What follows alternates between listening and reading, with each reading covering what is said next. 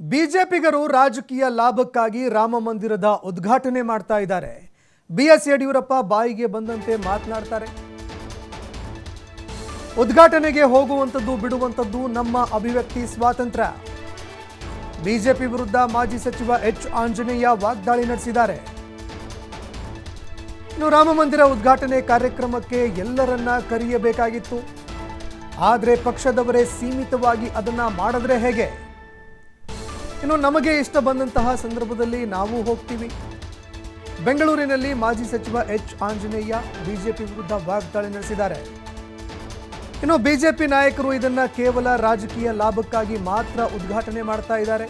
ಹೀಗಾಗಿ ನಾವು ಹೋಗುವಂಥದ್ದು ಬಿಡುವಂಥದ್ದು ಎಲ್ಲ ನಮ್ಮ ಅಭಿವ್ಯಕ್ತಿ ಸ್ವಾತಂತ್ರ್ಯ. ಹೀಗಾಗಿ ನಮಗೆ ಯಾವಾಗ ಹೋಗಬೇಕು ಅಂತ ಇಷ್ಟ ಬರುತ್ತೆ ಆ ಸಂದರ್ಭದಲ್ಲಿ ನಾವು ಕೂಡ ಹೋಗ್ತೀವಿ. ಇನ್ನು ಬಿಎಸ್ ಯಡಿಯೂರಪ್ಪನವರು ಈ ವಿಷಯಕ್ಕೆ ಸಂಬಂಧಪಟ್ಟಂತೆ ಬಾಯಿಗೆ ಬಂದಂತೆಲ್ಲ ಮಾತನಾಡ್ತಾರೆ.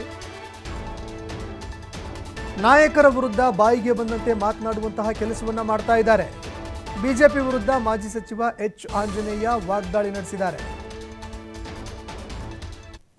ಕಾರಣ ನಿಮಗೆಲ್ಲ ಗೊತ್ತಿದೆ. ಅದು ರಾಮನನ್ನ ಭಕ್ತಿಯಿಂದ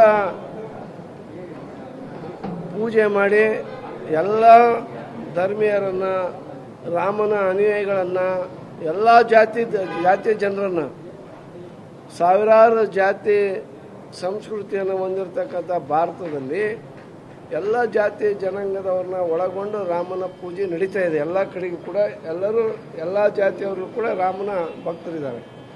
ಅಲ್ಲಿ ಸೀಮಿತವಾಗಿ ಅದು ಬಿಜೆಪಿಯವರು ಸೇರ್ಕೊಂಡು ಏನು ಮಾಡಿದ್ದಾರೆ, ರಾಮನ ಹೆಸರನ್ನ ದುರುಪಯೋಗ ಪಡಿಸ್ಕೊಳ್ತಾ ಇದ್ದಾರೆ.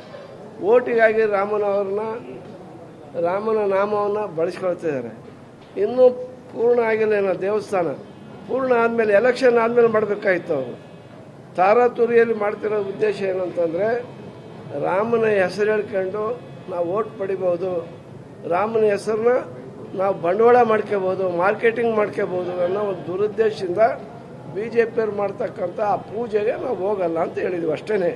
ನಾವೇನು ರಾಮನ ಪೂಜೆ ಮಾಡಲ್ಲ ಅಂತ ಹೇಳಿಲ್ಲ, ನಾವು ಹಿಂದೂಗಳು ಅಲ್ಲ ಅಂತ ನಾವೇನು ಹೇಳಿಲ್ಲ. ಅವರೇ ಹೇಳ್ತಾರೆ ಬೇಕಂತಲೇ, ಇವ್ರು ಹಿಂದೂಗಳಲ್ಲ, ಹಿಂದೂಗಳು ಇವರು